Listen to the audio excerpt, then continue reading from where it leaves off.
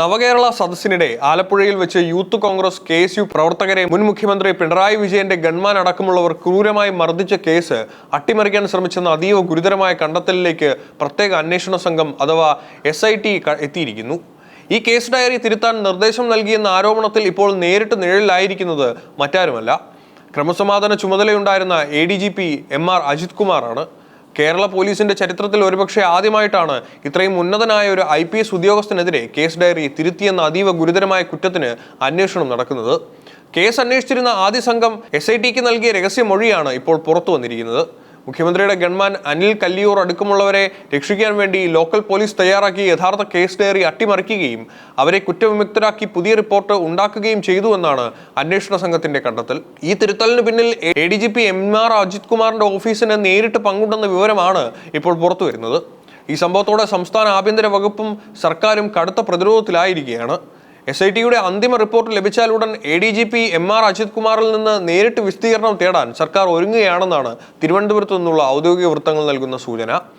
ADGPയുടെ ഓഫീസിലെ ഉദ്യോഗസ്ഥരെയും ആലപ്പുഴയിൽ ഈ കേസ് ആദ്യം അന്വേഷിച്ച ഉദ്യോഗസ്ഥരെയും മൊഴി ഒരേ സമയം രേഖപ്പെടുത്താൻ SIT തീരുമാനിച്ചിട്ടുണ്ട്. ഇതോടെ വരും ദിവസങ്ങളിൽ പോലീസിലെ കൂടുതൽ ഉന്നതർ വലയിലാകുമെന്നാണ് സൂചന. ആലപ്പുഴ സൗത്ത് സ്റ്റേഷനിലെ ഇൻസ്പെക്ടർ KS അരുണാണ് ഈ കേസിലെ ആദ്യ കേസ് ഡയറി തയ്യാറാക്കിയത്. അദ്ദേഹം തയ്യാറാക്കിയ ഡയറിയിൽ അന്നത്തെ സംഭവങ്ങൾ വളരെ കൃത്യമായി രേഖപ്പെടുത്തിയിരുന്നു. ലോക്കൽ പോലീസ് പ്രതിഷേധിച്ച യൂത്ത് കോൺഗ്രസ് പ്രവർത്തകരെ വലയം തീർത്ത് മാറ്റി നിർത്തിയിരുന്നു. ഈ സമയം മുഖ്യമന്ത്രിയുടെ വാഹന വ്യൂഹത്തിലെ കറുത്ത കാറിൽ നിന്നും വെള്ള ഷർട്ട് ധരിച്ച ഒരാളും കറുത്ത സ്യൂട്ട് ധരിച്ച 3 പേരും ചാടിയിറങ്ങി. ലാത്തി പോലുള്ള മാരക ആയുധങ്ങൾ ഉപയോഗിച്ച് അവർ പ്രതിഷേധക്കാരെ ക്രൂരമായി തല്ലിച്ചതച്ചു. ഈ ആക്രമണത്തിൽ പ്രതിഷേധക്കാർക്ക് മാത്രമല്ല അവിടെ ഉണ്ടായിരുന്ന ലോക്കൽ പോലീസുകാർക്കും പരിക്കേറ്റു. ലോക്കൽ പോലീസ് തയ്യാറാക്കി അതീവ കൃത്യമായ കേസ് ഡയറിയാണ് പിന്നീട് അട്ടിമറിക്കപ്പെട്ടത്. ഗൺമാൻ അടക്കമുള്ളവരെ കുറ്റവിമുക്തരാക്കാൻ വേണ്ടി ഈ ഡയറി പൂർണ്ണമായും തിരുത്തി എഴുതി കേസ് എഴുതി തള്ളുകയായിരുന്നു.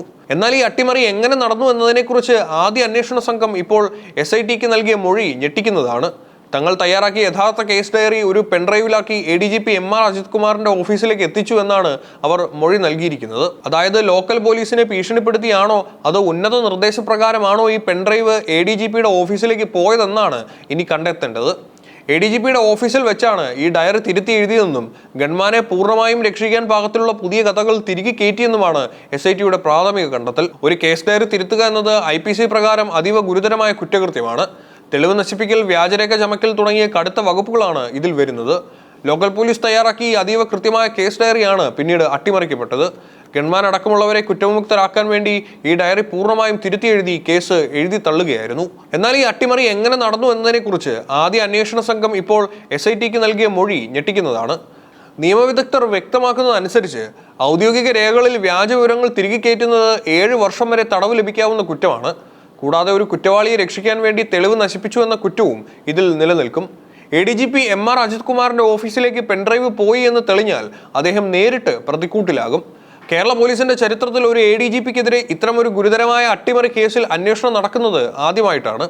നവകേരള സദസ്സിന്റെ കാലത്ത് ഉയർന്ന എല്ലാ അക്രമങ്ങളും രക്ഷാപ്രവർത്തനം എന്ന ഒറ്റ വാക്കിൽ ഒതുക്കാൻ ശ്രമിച്ചവർക്കുള്ള തിരിച്ചടിയാണ് ഈ SIT കണ്ടെത്തൽ.